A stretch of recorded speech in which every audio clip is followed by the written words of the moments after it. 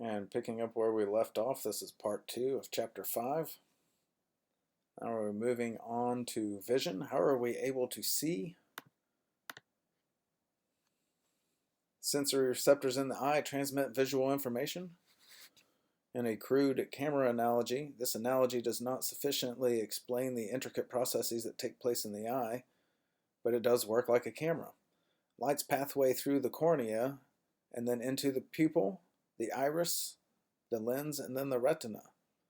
Accommodation changes the shape of the lens. The retina is the thin inner surface of the back of the eyeball.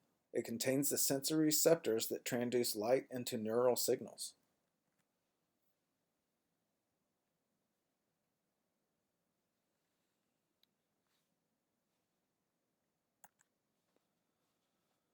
Here's a graphic from the book that lays out just that.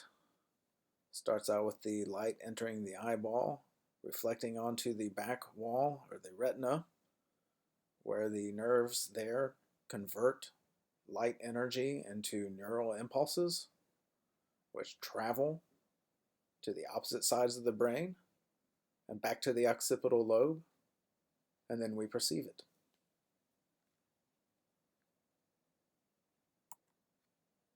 Talk about vision, we have to talk about rods and cones.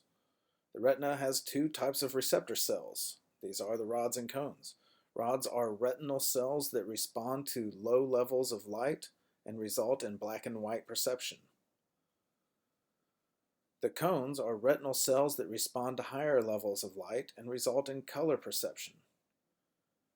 Each retina holds approximately 120 million rods and 6 million cones. The fovea is the center of the retina where cones are densely packed. Rods you would primarily use during the nighttime or night vision. That's why it appears more black and white. And cones you would use more during the day when everything is bright and lit.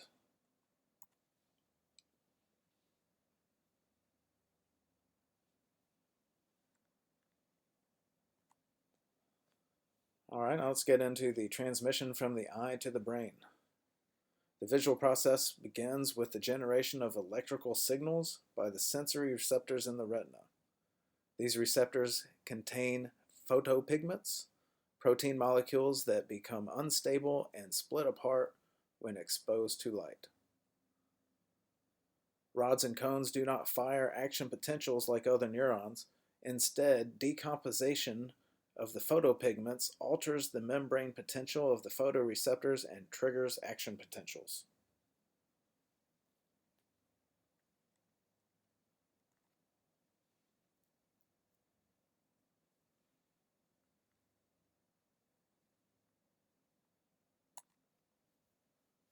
Alright, a variety of retinal cells perform a series of sophisticated computations that help the visual system process the incoming information.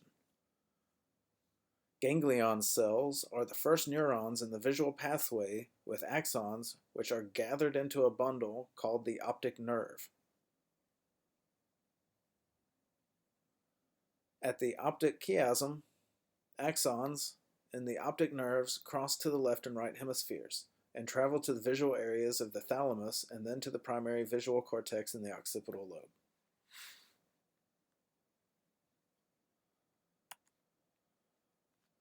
Find your blind spot.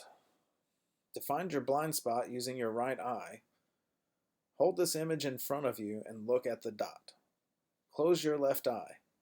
Move this image, or move yourself, forward and away from your face until the rabbit's head disappears. You can repeat this exercise for your left eye by turning the book or the image upside down.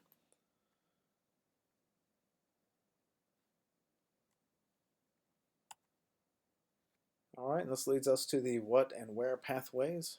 Visual areas beyond the primary visual cortex form two parallel processing streams, or pathways. The ventral stream appears to be specialized for the perception and recognition of objects. The dorsal stream seems to be specialized for spatial perception, determining where the object is. These two processing streams are therefore known as the what stream and the where stream.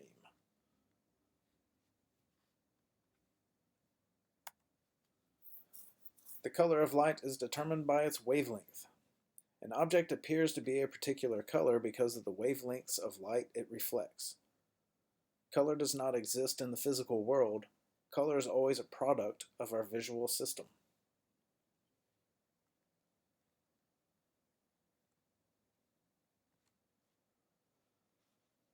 Alright, now we're going to talk about the trichromatic theory. This is where color vision results from activity in three different types of cones that are sensitive to different wavelengths. These receptors are sensitive to different wavelengths. One type of cone is most sensitive to short wavelengths for blue and violet light. Another type is most sensitive for medium wavelengths, which is yellow and green light. And a third type is most sensitive to long wavelengths, which would be red and orange light.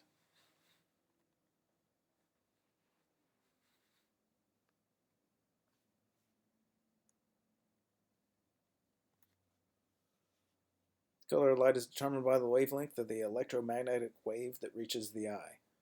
This graph shows the percentage of light at different wavelengths that is absorbed by each type of cone.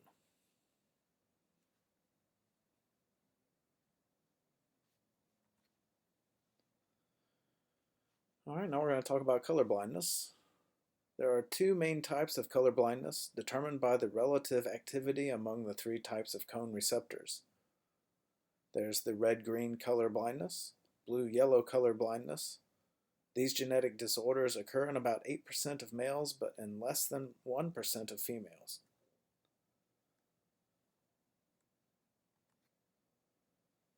Red-green color blindness. You should be able to see the number 45 in one of these circles. If you are not red-green colorblind, you will see 45 in the image to the left. But if you are red-green colorblind, you will see the number 45 in the image on the right.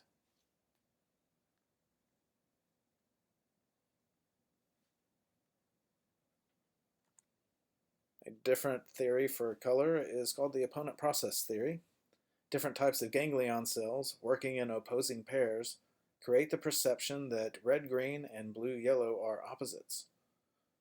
According to this theory, red and green are opposite colors, as are blue and yellow.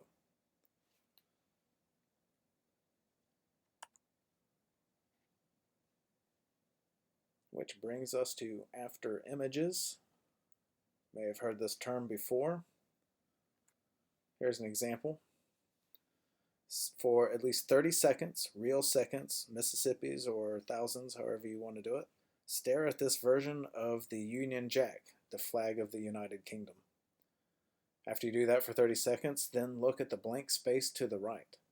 Because your receptors have adapted to the green and orange in the first image, the after image appears in the opponent colors red and blue. You can tell that after images are caused by events in the retina because the after image moves with you as you move your eyes, as though it is painted onto your retina.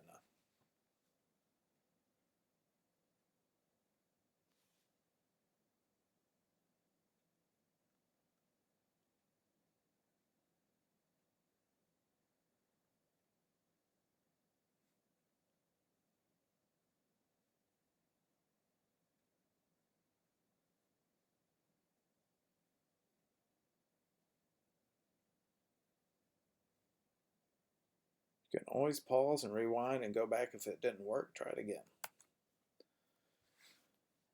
Alright, we categorize color among three dimensions: hue, saturation, and lightness.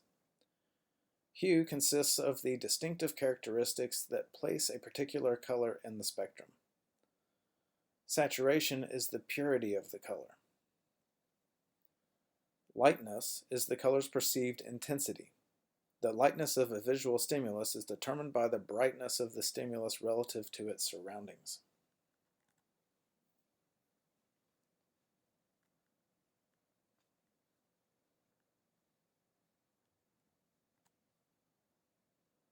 Color spectrum. When white light shines through a prism, the spectrum of the color that is visible to humans is revealed. As shown here, the visible color spectrum is only a small part of the electromagnetic spectrum. It consists of electromagnetic wavelengths from just under 400 nanometers, the color violet, to just over 700 nanometers, the color red. By using night vision goggles, humans are able to see infrared waves, for example, waves below red in terms of frequency.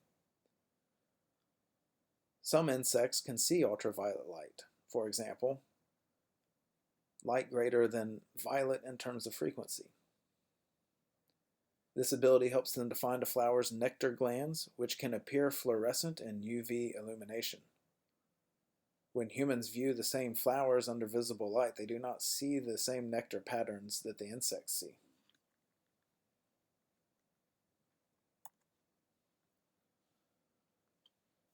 All right, and still discussing lightness. For each pair, which central square is brighter? In fact, the central square in each pair are identical. Most people see the gray square that is surrounded with red, for example, as lighter than the gray square surrounded with green.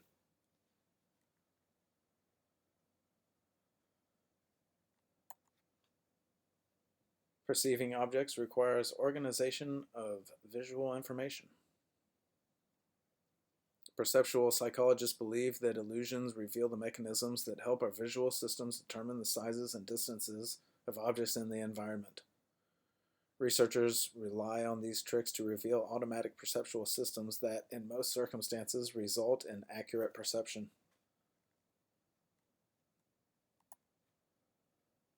Optical illusions. The Uchi illusion was named for a Japanese artist. I'm probably just going to pronounce his name incorrectly. This illustration shows how we separate a figure from its background. The circle is made of lines offset from the rest of the display. Scrolling the image horizontally or vertically gives a much stronger effect.